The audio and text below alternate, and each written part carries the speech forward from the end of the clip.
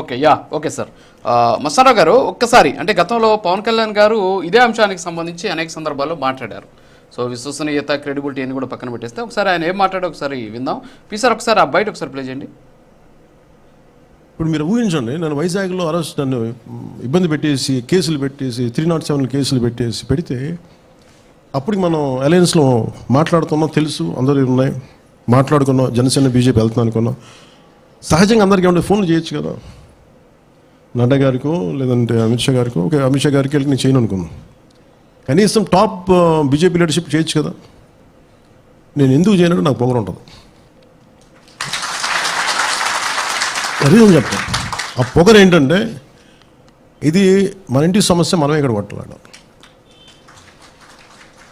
ఎవరు దేనికైనా గౌరవిస్తారంటే సత్తా ఉన్నోడికే.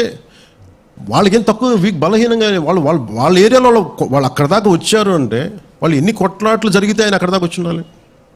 ఈ రోజున ఆర్టికల్ 370 తీసేశారంటే ఆయన అసలు ఏమీ కాకముందు వెళ్ళి జెండా ఎగిరేసిన వ్యక్తి నరేంద్ర మోదీ గారు కదా.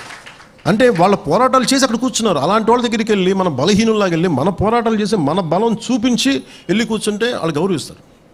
నేను పోరాటాలు ఏం చేయకుండా మీరు నాకు తెలుసు కాబట్టి అంటే నాకు అది చాలా బలహీనమైన నాయకుడు. ఓకే, యా మస్తారావు గారు, ఎస్, ఇప్పుడు పవన్ కళ్యాణ్ గారు మాట్లాడింది విన్నారు మస్తారావు గారు. సో అందులో ఆయన చెప్పారు, సో నేను వెళ్ళి వాళ్ళ దగ్గరికి వెళ్తే నాకు పొగరు ఉంటుంది, సో నేను వెళ్ళి చేయలేను అని చెప్పేసి చెప్పారు. సో నా పవర్ నా దగ్గర ఉంటుంది అనేటువంటి అంశాన్ని కూడా ఆయన మాట్లాడినటువంటి పరిస్థితి. సో చాలా క్లారిటీగా ఉన్నారు ఆయన. మరి క్లారిటీగా ఉన్నటువంటి వ్యక్తి వెళ్ళి అమిత్ షా దగ్గరికి వెళ్ళి జగన్ ఎట్టైనా సరే అరెస్ట్ చేసేయండి అని చెప్పేసి పిల్లలాగా మారం చేసేటటువంటి పరిస్థితి ఉండదు, ప్రొఫెసర్ నాగేశ్వర గారు చెప్పినట్టు. సో ఏమంటారు?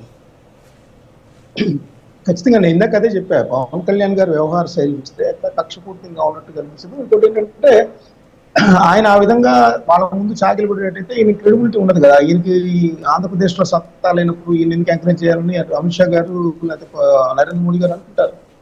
నరేంద్ర మోడీ గారు వాళ్ళ మెగా బ్రదర్స్ విషయంలో చూస్తే ఆ రోజు ప్రమాణ స్వీకారం రోజు ఏం చేశారు, ఆ తర్వాత ఢిల్లీలో కిషన్ రెడ్డి గారి ఇంటికి వెళ్ళినప్పుడు ఏం చేశారు, లేకపోతే నిన్న పవన్ కళ్యాణ్ గారింటికి వచ్చినప్పుడు నరేంద్ర మోడీ గారు ఏమన్నారు, లేకపోతే అందరూ సీఎంలు డిప్యూటీ సీఎంలు ఢిల్లీలో సమావేశమైనప్పుడు ఆయన్ని తుఫాన్తో ఎలా కూల్చారు, ఇవన్నీ సామాన్యమైన విషయాలు కాదు.